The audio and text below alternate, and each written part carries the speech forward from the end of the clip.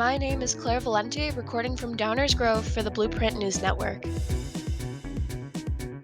The internet and different social media platforms have given people the opportunity to share whatever and whenever they want. Millions of people have the ability to stream their memories, stories, and innermost thoughts with anyone at any time. We have the chance to tell people anything with just a keyboard and an open mind. Junior Shelby Balsamo considers herself an avid user of the internet, and she is aware of the lack of privacy that comes with that usage. The thing is, the internet, there's no such thing as privacy. People will tell you, well, the internet is all about privacy, but it's really not. But the internet is all about being able to find things easily and express yourself. And as those become more convenient, privacy is just gone. Having any sort of online presence gives a person a chance to put information about themselves out there. At some point, the line between just enough and too much can become blurry for some people. This can call into question what people are sharing on the internet and whether or not it's a good idea. Not only is this something teens experience, but adults and parents as well. Mother Lori Balsamo has admitted to oversharing online in the past.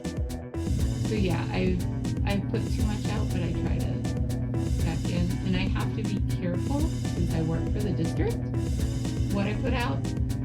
So I don't comment on anything about North or South or other than great concert or great play because it can come back. For adults, it could be easier to think about the consequences of saying too much online. It could also be easier for them to not share everything because they didn't grow up with the internet in the same way teenagers have.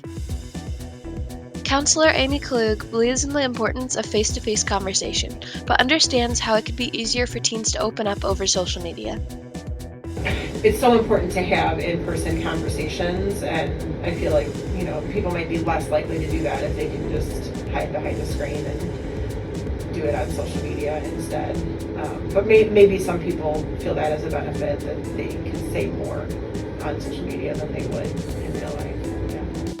Social media has given teens easy access to stream and put whatever they think of out on the internet. For some, this can make it harder to interact with and trust others they meet in person. Even though some may find confiding in others on the internet abnormal, Balsamo finds that it's an easy way to feel better about the stress and other things that go on in her life. It's because it's where you can be yourself, and being able to just rant on the internet is so good feeling. It just takes a weight off my shoulders, and then I just know the stratosphere, whatever, they can look at it and they can go, cool, whatever, but now I don't have to think about it. In a generation that was arguably given the gift and the burden of the internet too early, the teenagers of today grew up using and trusting a lot of what they see. They make friends and confide in the screens they have in their hands. They stream freely anything they think of on a social media platform. There might never be a line drawn between just enough and too much. What a person shares online can stay there as long as the internet still exists, and it isn't going anywhere anytime soon.